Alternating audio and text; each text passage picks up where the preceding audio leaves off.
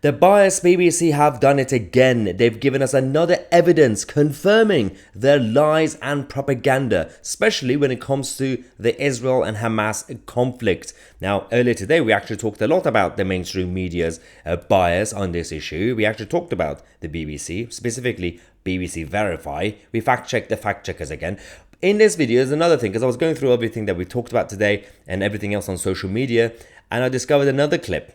Another BBC presenter. This time, it wasn't even subtle bias. It was very direct. They turn opinions into facts at times, and they pretend that it's a fact. This time, they turn their opinion into their truth. This is the BBC presenter. It is about the issue of what happened last night with the hospital in Gaza. He already made up his mind. He was there to report. There's a difference in a reporter and an opinionated presenter or a talk show host. Just watch this, and we're going to come back. The Israeli military has been contacted for comment, and they have said that they are investigating.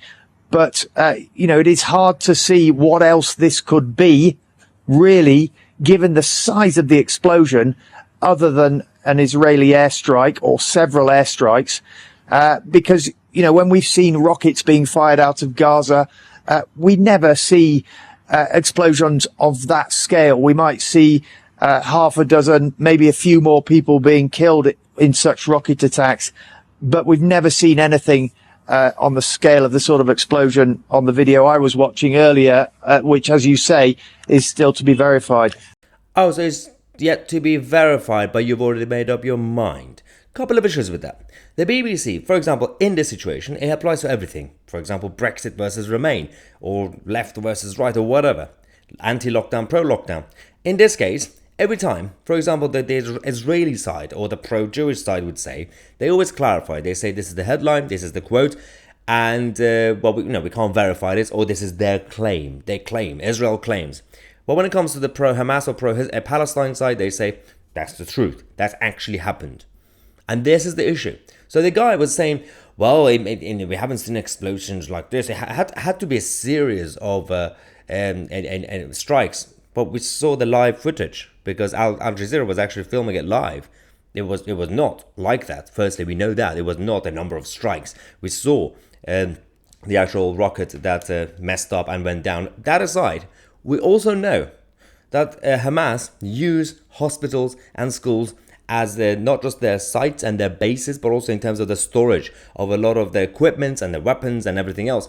So, of course, if something hits it, intentionally or unintentionally, it could also hit their storage, which includes a lot of chaotic stuff. So, of course, the explosion will be huge. You idiots. But we don't even expect you to speculate and say, we know for sure that it was the Islamic Jihad and Hamas, that it was their rocket. I don't even expect you to do that. Just say, as far as we know, we were waiting. Both sides are denying the claims and the allegations. But you said, well, it had to be Israel, and it had to be. It makes sense. It had to be. That's what he said, the presenter of the BBC. The problem that we have is because it's the BBC. It's not CNN. It's not Sky News. It's not Channel 4. The BBC is a very specific organization. They have a royal charter. They get funded by the taxpayer, those who pay the license fee. It's a very specific organization. It's essentially a public body. It's not a private company that could be biased. I don't really care about the other ones. This is the problem. Anyway, let me know your thoughts. We're going to come back at 9 p.m.